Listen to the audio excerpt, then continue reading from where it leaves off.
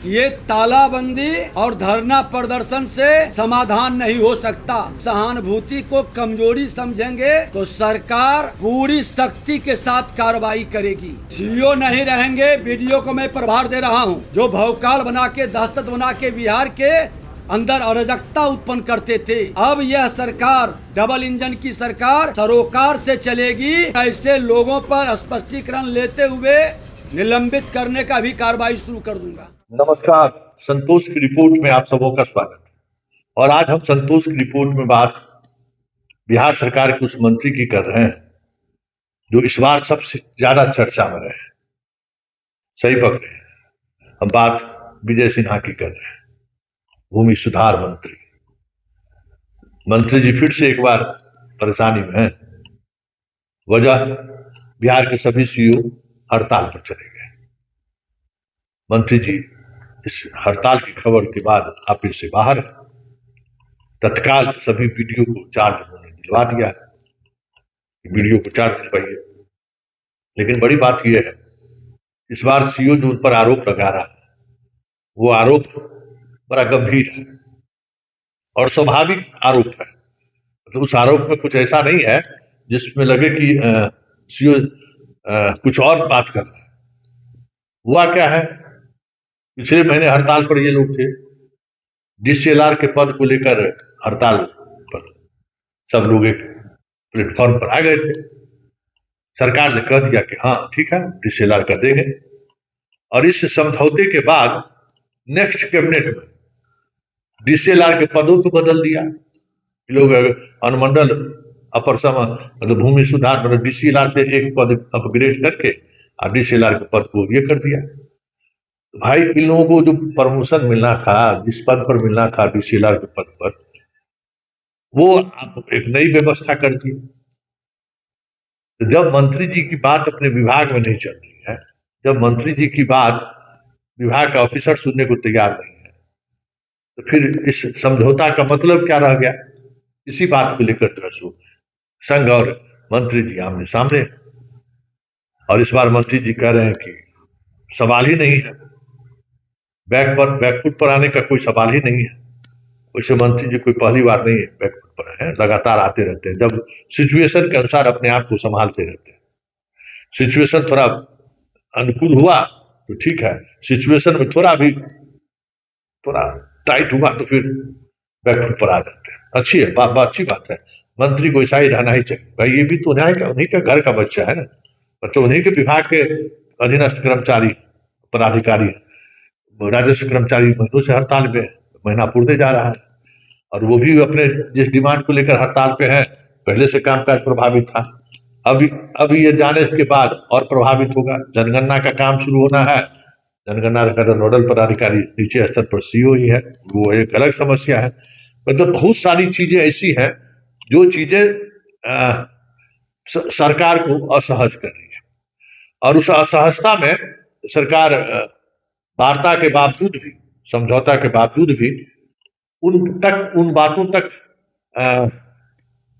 पहुंच नहीं पाती है जो पहुंच जाना चाहिए, जो जिसको मान लेना चाहिए।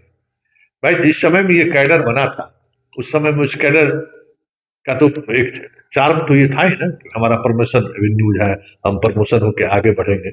आप उसी को खत्म कर रहे हैं। और भाषा वाले तो बहुत होशियारी के साथ खेल खेल रहे हैं। ये भाषा वाले अब क्या कहते हैं, मलाई मारने के अलावा इनके पास और कोई जुगत तो है नहीं। डीसीएलआर एक पद है, एसडीओ सब बन नहीं सकता है। तो डीसीएलआर के बहाने, और देख लीजिए डीसीएलआर में कितना केस पेंडिंग है। अभी समीक्षा सरकार ने की है ना, जिस आदमी को जमीन का पैमाइश पता नहीं है, जो पढ़ा नहीं है, उसको उस पद पर बिठाए रखिएगा तो यही होगा।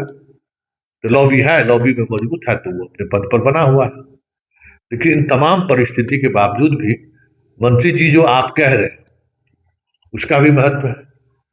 और जो आंदोलनकारी आपके सीईओ हैं, उनकी बातों में भी बहुत सारी चीजें लगता है कि विभाग उनके साथ ज्यादती कर रही है। वो सारी, फिर भी वो सारी चीजें अपनी जगह पर है। लेकिन मंत्री का रिजिड होना, ये भी एक अलग बात है, एक अलग मिजाज की बात है। आखिर डीसीएलआर का पद अगर आप देने की स्थिति में, तो फिर बीच का रास्ता निकालने की क्या जरूरत है? आप सीधे कह देते कि भाई आपको DCLR का पद हम नहीं दे सकते, आप नौकरी करना है तो करिए, नहीं तो फिर हम विभाग इससे इस स्थिति में नहीं है, जो अपना गजट प्रमोशन का जो गजट दिया था उसको हम लागू करने की स्थिति में नहीं है, लॉबी इतना मजबूत है। खैर सुनिए, मंत्री जी कैसे आपे से बाहर है, और मंत्री जी के आपे के बाहर का कुछ प्रभाव भी पड़ेगा कि नहीं पड़ेगा, ये तो वक्त बताएगा। राजस्व कर्मी हड़ताल पर हैं ही, अब CO भी हड़ताल पर चले गए, और अब हालात ये है कि CO का दफ्तर पूरी तौर पर ठप।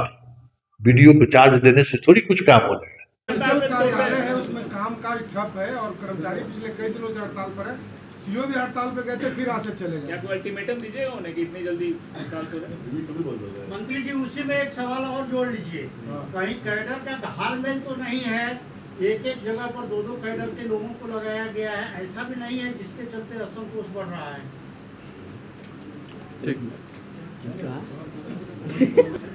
हमको भी बहुत चीज सीखने का अवसर मिलता है। ये डबल कैडर का क्या मामला है?